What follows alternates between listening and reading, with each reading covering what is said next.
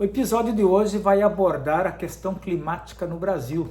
Vamos começar recordando alguns elementos históricos da nossa história, sobretudo a partir de Getúlio Vargas, na década de 1930, que é quando começou o processo de modernização capitalista e a tentativa de construir um estado de bem-estar social no Brasil. Vargas impulsionou a modernização capitalista com o crescimento da indústria, a substituição das importações mediante a produção nacional, a criação de grandes empresas estatais e também melhorias na área social, como educação, saúde, assistência social e aposentadoria.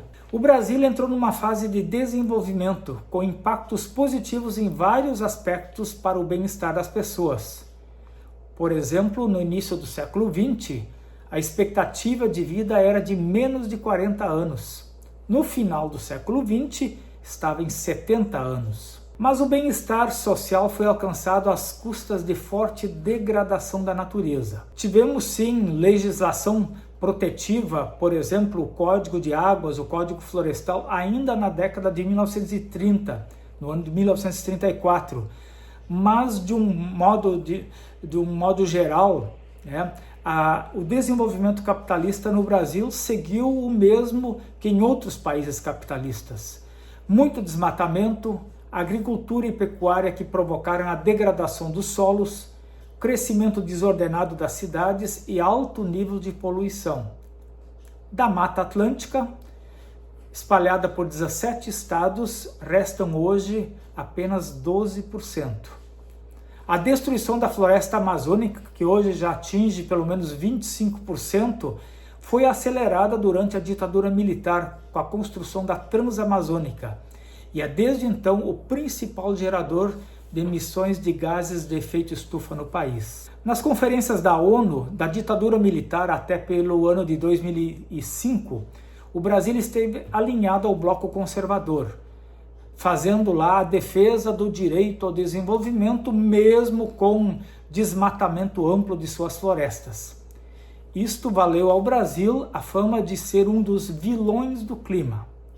A partir de 2006, com o presidente Lula e em vários momentos posteriores, o discurso mudou e o Brasil passou a ser visto como um defensor do ambiente e do clima. Quando se observa a relação entre bem-estar das pessoas e o impacto climático, que é fundamental para entender o que acontece no mundo, é de especial interesse observar o período das maiores melhorias sociais das últimas décadas, o período dos governos do presidente Lula e da presidenta Dilma, chamado de desenvolvimentismo social. Naqueles anos nós tivemos ganho real do salário mínimo de cerca de 70%, o programa Bolsa Família veio a beneficiar 14 milhões das famílias em extrema pobreza, cresceram fortemente as matrículas na educação superior, milhões de moradias foram construídas ou melhoradas, o consumo cresceu muito com a inclusão de mais ou menos 48 milhões de pessoas na classe C, a chamada classe média baixa. Qual foi o impacto destas melhorias sociais no ambiente e no clima? O gráfico que você vê na tela mostra a emissão de gases de efeito estufa dos anos 1980 a 2022.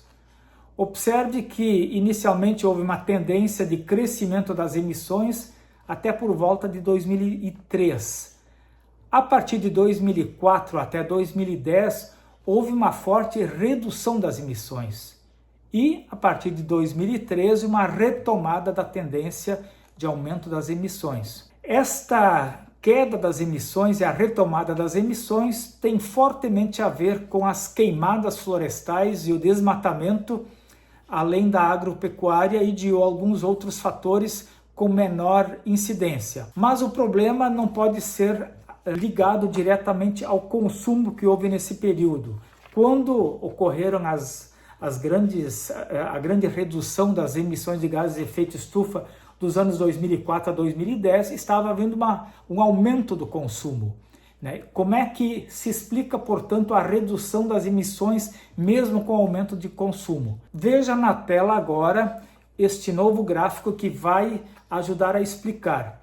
são as taxas de desmatamento da floresta amazônica. As linhas gerais são as mesmas do gráfico anterior. Quando houve aumento do desmatamento na floresta amazônica, isto ocorreu até 2003, a partir daí há uma redução no desmatamento e nas queimadas, e depois de novo uma retomada, né, do desmatamento e das queimadas. Portanto, aí está o grande problema climático brasileiro, né, das últimas décadas, né? Não deixando para trás, porém, alguns outros fatores. O que há para considerar em termos de outros fatores? No período das melhorias sociais, do desenvolvimentismo social, houve um grande aumento do rebanho de gado, um grande crescimento da produção de automóveis e também uma notável elevação da produção de petróleo. E isto também são fatores que incidem no clima.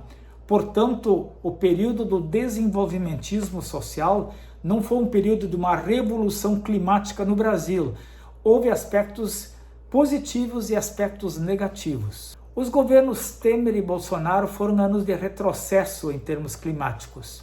Deles, nada se aproveita para o planejamento do nosso futuro. Já a análise do desenvolvimentismo social é essencial para entender os dilemas do governo atual e os desafios colocados ao futuro do país. No seu terceiro mandato, o presidente Lula vem adotando um discurso muito mais forte sobre a responsabilidade climática do Brasil, tanto dentro do país quanto no cenário internacional. A questão climática passou a ser incorporada no planejamento de diferentes políticas públicas, incluindo a da reindustrialização do país, projetada agora com base na ideia da economia de baixo carbono. No que diz respeito ao nosso maior problema climático, há sinais positivos e sinais negativos. Os sinais positivos estão no fato de ter tido uma queda no desmatamento da Amazônia Legal de 45% entre agosto de 2023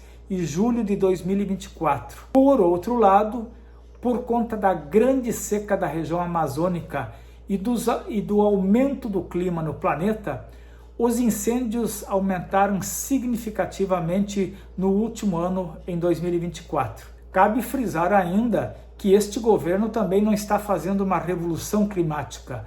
Por exemplo, prossegue o apoio ao crescimento da indústria automobilística, o agronegócio voltado à produção de carnes e de soja vem recebendo apoio, assim como também a possível exploração de novos poços de petróleo. O horizonte deste atual governo continua sendo o estado de bem-estar e a busca do crescimento econômico constante. O governo reflete a sociedade brasileira. Ao eleger um Congresso Nacional extremamente conservador, favorável ao agronegócio, ao petróleo e ao grande capital nacional e internacional, os eleitores limitaram fortemente a ação do atual presidente e do seu governo em favor do clima. Para termos próximos governos que avancem mais na pauta climática, é indispensável que a sociedade brasileira avance. Será que vamos conseguir eleger lideranças e governos mais atentos ao clima nas eleições que estão à frente? Mais do que nunca, a cada eleição vamos estar definindo o futuro do clima no planeta e o futuro do clima no Brasil.